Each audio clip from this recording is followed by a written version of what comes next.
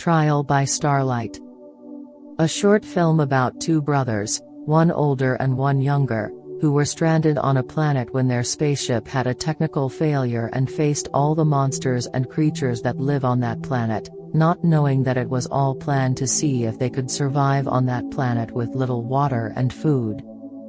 The sky above was an eerie shade of purple, streaked with 3 blood-red moons that cast long, twisted shadows over the barren terrain. Broken pieces of their spaceship lay scattered across the jagged rocks, some still smoldering. Tai, the older brother, crouched low, scanning the horizon with his plasma rifle clutched tightly. Beside him, his younger brother, Ryan, tried to quiet his ragged breathing, his eyes wide with fear. "Stay close," Tai whispered, his voice steady but firm. "We don't know what's out there." Ryan nodded, gripping the small utility knife Tai had given him. It wasn't much, but it made him feel less helpless. He was only 13, 4 years younger than Tai, and the weight of their situation felt like a crushing boulder on his chest. The ship was gone, food and water were scarce, and the alien world seemed alive with danger. "How are we going to survive here?" Ryan asked, his voice trembling. Tai glanced at him, his expression softening for a moment. "We will. We have to." Days turned into weeks. The brothers learned to adapt quickly. They rationed the little water they salvaged from the wreckage and scavenged strange, bitter plants that seemed edible. The planet's creatures were another challenge. They were not only predators but also intelligent, lurking just beyond sight and striking when least expected. One night, while the brothers huddled in the remains of their ship's hull, the ground began to tremble. A low, guttural roar echoed through the canyon. Tai grabbed his rifle and motioned for Ryan to stay behind him. "It's coming," Tai said, his voice tense. "Be ready." A hulking beast emerged from the shadows, its 6 glowing eyes locked on them. Its thick, scaled body shimmered in the moonlight, and its claws scraped the rocks with a sound that made Ryan's skin crawl. "Stay behind me," Tai shouted, firing a plasma bolt that struck the creature's shoulder. It roared in pain but didn't stop. Ryan, despite his fear, leaped forward, flinging a rock at the beast's head. It was a small distraction, but it gave Tai enough time to fire another shot, this one hitting its chest. The creature stumbled, then collapsed in a heap, its glowing eyes dimming. As the brothers caught their breath, Tai turned to Ryan. "What were you thinking? You could have gotten killed." "I couldn't just do nothing." Ryan shot back, his voice cracking. "We're in this together, Tai." Tai stared at him for a moment, then nodded. "Yeah, we are. Good job, kid. Unbeknownst to them, their every move was being monitored.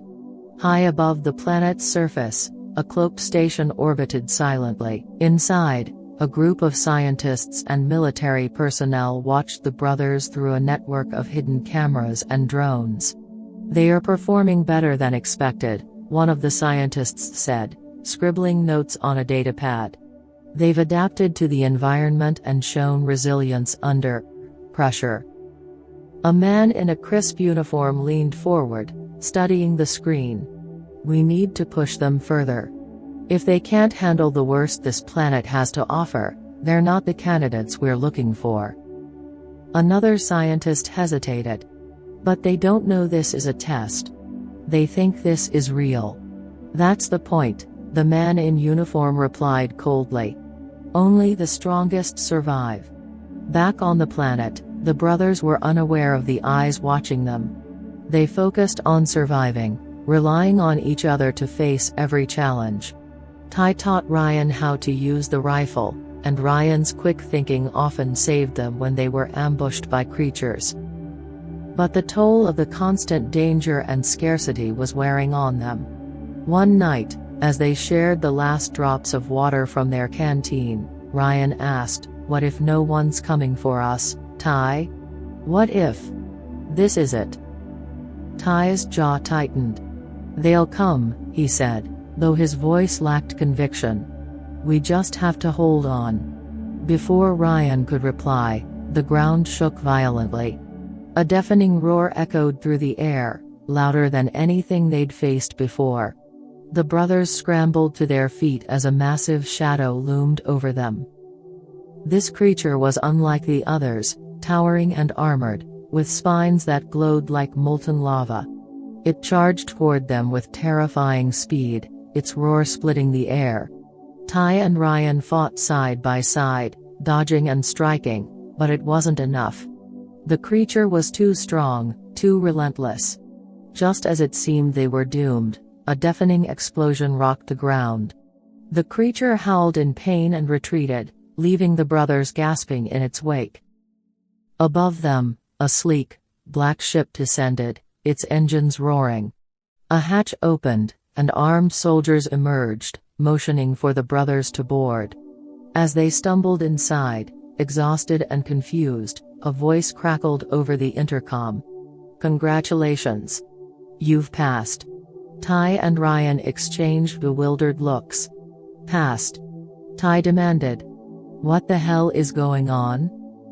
A figure stepped forward, a man in a military uniform, his expression cold and unreadable. "You were chosen for an experiment.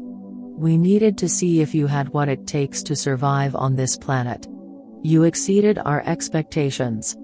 Ryan's face twisted with anger. "You mean you did this to us? On purpose?" The man didn't flinch. "The galaxy needs people who can endure the harshest conditions. You've proven you're capable. You'll be compensated and given the chance to join our elite forces." Ty's fists clenched. "You used us. We could have died. And yet, you didn't," the man replied. "You survived. Together." Ryan looked at Ty, his expression a mix of anger and betrayal. "What do we do now?" Ty's jaw tightened. He placed a hand on Ryan's shoulder. "We stick together. No matter what." As the ship lifted off, leaving the planet behind, the brothers realized their fight wasn't over. They'd survived the trial, but the real battle was just beginning.